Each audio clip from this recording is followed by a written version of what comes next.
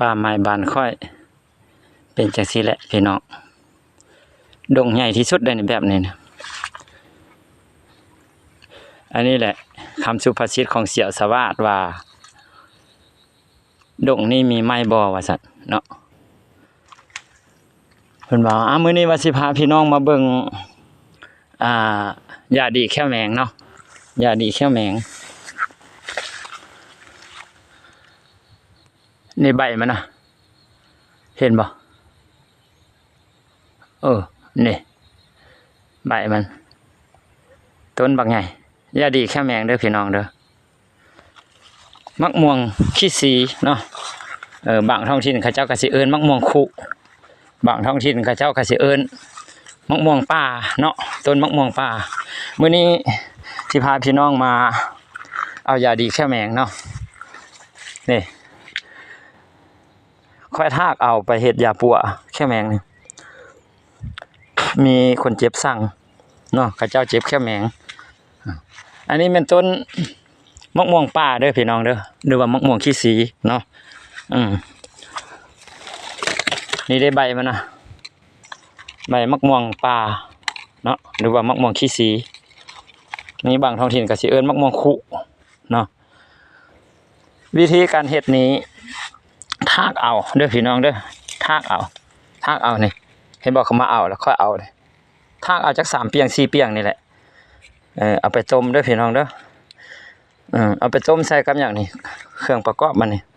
ประกอบใส่กับเกลือมักเม็ดเฮาเกลือมักเม็ดจัก4 บวงเด้อพี่น้องเด้อเกลือมักเม็ด4 บวงบางท้องถิ่นเอิ้นเกลือมักเม็ดนี่สิเอิ้นเกลือทะเลเนาะพี่น้องเนาะเกลือทะเลบางท้องถิ่นสิเอิ้นแนวนั้นเกลือมักเม็ดเกลือทะเลเฮาเอาใส่จัก4 บวง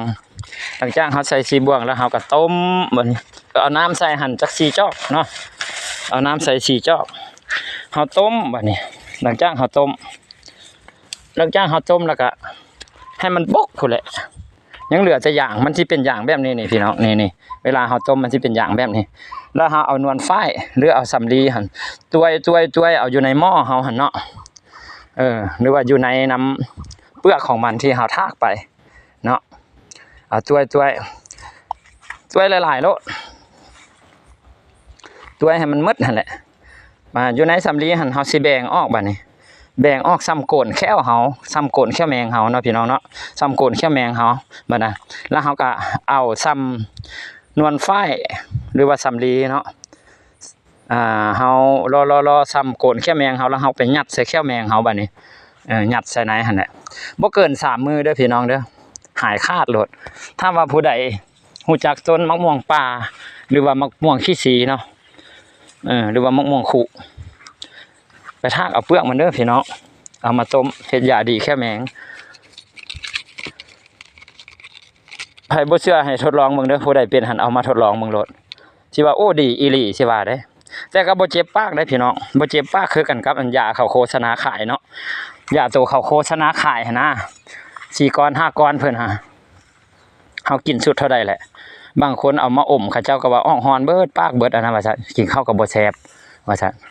บางคนก็ว่าบ่เซาบางคนได้เว้านะแต่ว่าอันนี้นี่บ่ได้เจ็บปากได้พี่น้องต้นมะม่วงป่านี่ต้นมะม่วงขี้สีนี่เอาไปต้มแล้วเฮาต้วยเอาคือค่อยเว้าหั่นแหละเอามายัดใส่โกนแค่เฮาเนาะใบมันคือจังซั่นตัวนั้นค่อยมาทากเอา